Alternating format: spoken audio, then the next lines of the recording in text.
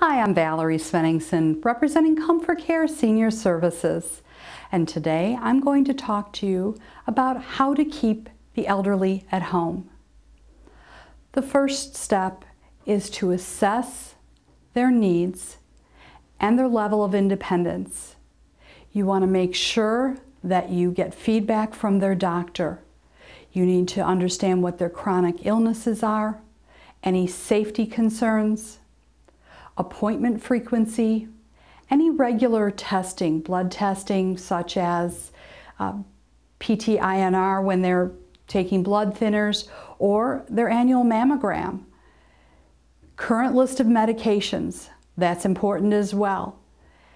And it's important to organize all that information. One of the ways to do that is to have a calendar.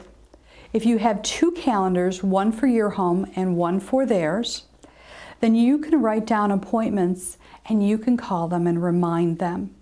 If they need someone to go with them, you can go. If you can't go, you can rely on friends and neighbors.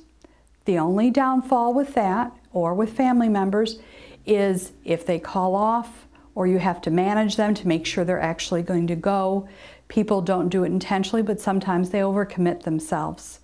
If you go with a non-medical home care company, they are going to come because they've committed to it and you're paying someone to be there with your parent. They can take them to the appointment, take notes for you. That's the other thing I would suggest. I would suggest 2 spiral notebooks, one for you, one for them. Write questions. Also, you're going to want to list all of the information in there that we were talking about gathering. I think that's important as well. If you have that, you have the doctor's contact information, a list of the chronic illnesses, personal information, your loved one's Social Security number, Medicare information, supplemental insurance information, if they're a veteran information, any of that information along with their birth date, including the year. Routine bill information. You can help them sometimes with making sure they are making out their bills. It's remembering to do that makes it difficult. You can also utilize the calendar for that and writing that on the calendar. Banking information may be important for you. A list of the medication. And then, once you have the medication listed, you can pre-measure the medication in a cassette like this so that someone else, either friend, neighbor, family, or someone from a non-medical home care company can come in and give your loved one a medication reminder. Pharmacy information and contact information is very important. The attorney can help you decide what forms you need for your parents. I think that's very important. There is a living will and there are other documents they can discuss. Something that's very important is to make sure that your parents or your loved one avoids social isolation. There have been so many studies done lately. It's important for them to have different activities on their calendar, such as going to church, going to the senior center, meeting with friends, meeting with family.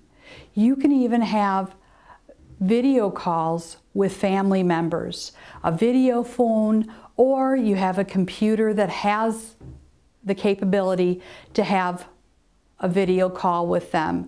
I know that my mother, we have her talking to my son long distance to California, and that really is a nice treat for her. One of the things I want to mention very quickly is fall prevention. Clear all the clutter from the floor. Use handrails to steady their balance. Make sure they're installed and repaired properly near the staircase. Increase lighting and use frosted bulbs to reduce glare. Remove throw rugs. Replace worn rubber tips on walkers or canes. Arrange furniture so there is a clear path. Avoid everything like that to try to keep them safe in their own home. I'm Valerie Svenningsen with ComForcare Senior Services, and I've been telling you tips about how to keep the elderly at home.